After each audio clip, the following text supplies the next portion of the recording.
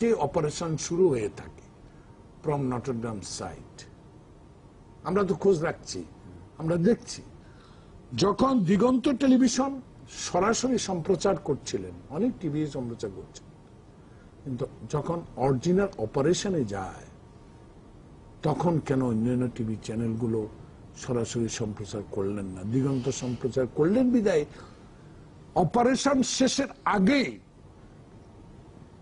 আপনার দিগন্ত টেলিভিশন বন্ধ করে দেওয়া হলো। 25টি ময়লার গাড়ি লাইনে দাঁড়িয়ে রাখা হলো কেন অপারেশনের সাথে সাথে? এটা রিজনটা কি? এটাও সরকারকে মন্ত্রী আছেন, উনি জবাবদিহি করতে হবে।